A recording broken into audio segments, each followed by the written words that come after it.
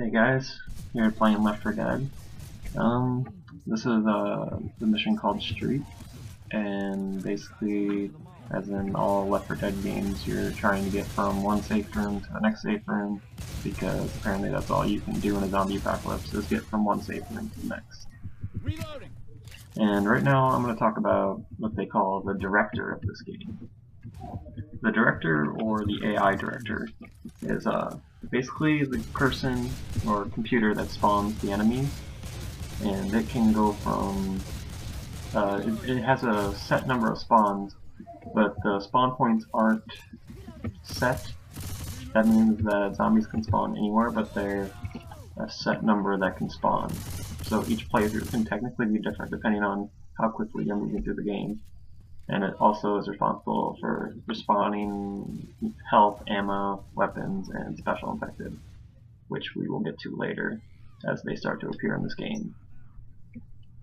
Other than that, the zombies in this game really aren't anything special. They kind of resemble the zombies that you see in Zone 1, that if you're just kind of watching them, they don't really do anything. They just kind of stand there until they're alerted, and then they chase you down as if they're zombies from the movie World War Z. But unlike any other zombie that I've ever seen, these zombies do not bite you. They just swing at you madly. That is a different take on the zombie apocalypse, if there ever was one. I think for these characters they're immune. I don't know if that has anything to do with it. Like, they just want them dead. But I don't understand where they were going. But then again, no zombie game I've ever really played actually has zombies bite you. As you guys can see, there's been a few weird zombies. The one that grabbed me and started pulling me towards it with like a tongue-like thing. That's one of the things, one of the zombies in the game called a special zombie, and we're gonna see another one coming up that really resembles something you wouldn't want to fight, and it really reminds me of the Inheritors of the Earth from We Are the or Angels Are the Reapers, and this is in this game called the Tank. It is a monster. It never wants to die, and it literally, this is what I see or thought of when we were reading that novel, and this is an Inheritor of the Earth. At some point in time. Back to the other special infected, the one that had grabbed me was called a Smoker, mainly because of its coughing sound. I don't know if the game actually calls it that, or it was just developed by like the players of the game. The other one that you saw was that I killed with the hood was called a Hunter, and it like makes like a screeching sound. There's a spitter that spits acid, a jockey that rides you, a charger basically has one giant arm that many jokes have been made about for a particular unknown reason. I think that's all the special infected, and miraculously in this game, ammo and guns just, the director apparently just says, hey, and apparently, you get guns at convenient times. So yeah, we're about halfway through the video about now, and at certain points in this game, a certain zombie will spawn that is just a nuisance. It can kill you in like one shot, but it just like hits you. And this zombie makes a really, really obnoxious, annoying sound, and is just terrifying to hear. And that is the witch. The witch used to just kind of sit around and not do anything, just cry in a corner, and you could just kind of leave her. But most players like to try to kill her, and now she moves around as well. And as you can see, shortly I'm about to die to her. Or get downed, because you don't die right away in this game, you just get knocked down so people can heal you and bring you back up. Yeah, that was a spitter, as I said before, and as I get downed again. I was a hunter. This is a zombie survival narrative, I guess you could call it. You're basically your whole goal is to get to the safe zones and find a place that is safe, and it really isn't difficult because the safe zones can't be entered by zombies. Like, apparently they can't get through the doors or the glass window that's right next to you.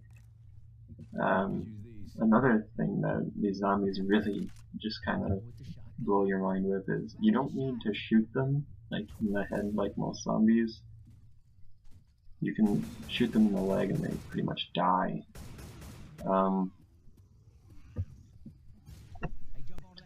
As I said before, this novel is very similar to how Zone 1 activates in its zombies, as they like work in packs. As you can see here, this is a random spawning that happens after you hit a certain point or a certain time period goes by in the game. It's called the Horde, shows up, and it's very similar to how I expected the Horde to show up near the end of Zone 1. And then you have stragglers that, like I said, just kind of stand around. They don't actually do anything. They just stand, wait for people to show up so they can try to bite them, hit them, whatever it may be. Well, this thing reminds me. I'll just read some of the graffiti that can be found while playing Left 4 Dead 1 or 2. And most of it's pretty funny. Some of it's even kind of morbid. Keith, we waited 3 days at the meeting spot after we got separated. Can't wait anymore. Meet me at the hospital. You get to the hospital and later you find out she's no longer at the hospital either. Time to go somewhere else. There's a poster with "Not Airborne" written out, and it specifically described that secure the doors and windows with plastic sheeting and duct tape. Guess people thinking that duct tape's still gonna save them in this day and age. One of the most iconic ones that you can get through is it's actually an achievement like in the Xbox and I think the PlayStation 3 versions of it, is the kill count. You get to one of the places and it says I killed 63, and then there's just numbers after it: 77, 86, 104, 109, beep, 50,300 and 595, and then after that someone writes lies and slander. You get to some places and people, like I said, are talking about their conquests, and it says no zombie is safe from Chicago Ted. This government is doing along with the Sidash beep, language crackhead. It takes at least 4 days to change. No, it doesn't. 3 days, 2.5 hours. I saw it happen in 5 minutes. And then you got your old zombies are vampires. Move during the day, they only come out at night. That's vampires, dumb beep. There's a especially funny one where it gets really like internet slangish. Jonathan, you've touched my very being. I shall remember you. You taught all that I knew what courage meant, and have shown us an example in death as you did in life. And it goes on and on. Almost poetry. People are marking out words that are misspelled, and then at the end, people are just writing just random things like "P.S. I'm fat." QQ. Go back to poetry school. Cool story, bro. You should have zombie with your thesaurus. Jesus, lady, I'm hiding from zombies and reading this was the most terrible thing that happened to me today. Allison, roses are red, violets are blue. You suck. Allison, reading your poem ruined heaven. Thanks a lot. Jonathan's ghost. It is at this point that I'd like to point out what is now happening in the game more than was. This is just a side note.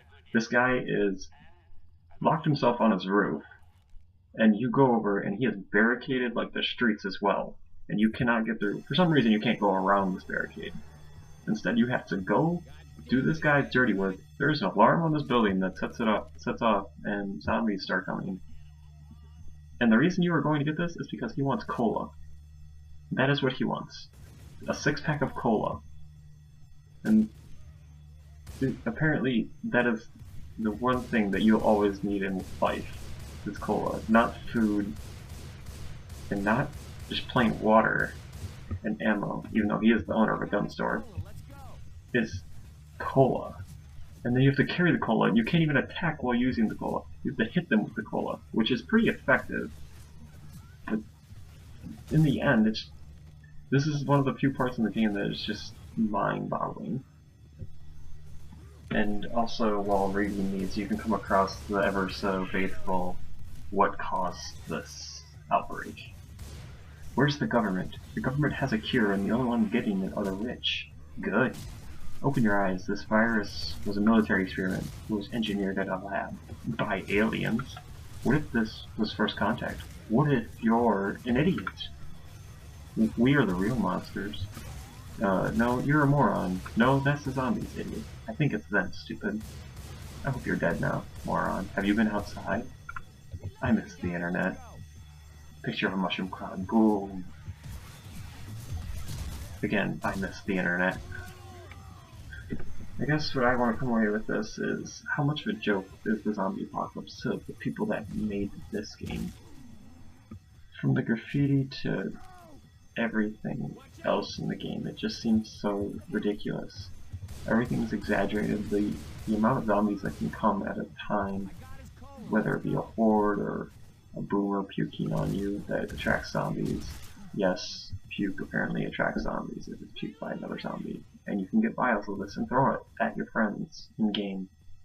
Would not recommend doing it if it is realistic though. But yeah, this game just, as of right now, I'm returning cola to a guy so I can go through a barricade instead of, going around or going over it by getting like a carpet and putting it where like the barbed wire would be, like a normal person would. An aspect of the game that I could not talk about that is actually pretty cool and pretty important for this take on the zombie narrative is you actually get to play as zombies, but I could not do this because it just wouldn't work on a laptop. You get, when you play online, you can play as the survivors against what would be the special infected. So you can play as the smoker, as the boomer, as the jockey, as the spitter, as the tank. And it's really quite interesting because each infected has its own way of seeing and maneuvering like around each map. An instance being that the hunter kind of sees as like as if it's a predator. It sees like the footsteps of other zombies. It sees, or not zombies, the survivors, and then also can climb up various things because it's meant to pounce on you. I'd say it's one of the more unusual ways to play a game, but as the game's wrapping up, I guess I can say that this game really brought out some weird similarities with the novels that we've read this year, or this semester, and a lot of differences in the zombie narrative that you really don't see common, especially with the concept of how this zombie apocalypse spread if these zombies aren't biting us. And then you have to ask, is it just the survivors that are immune, or is it something else?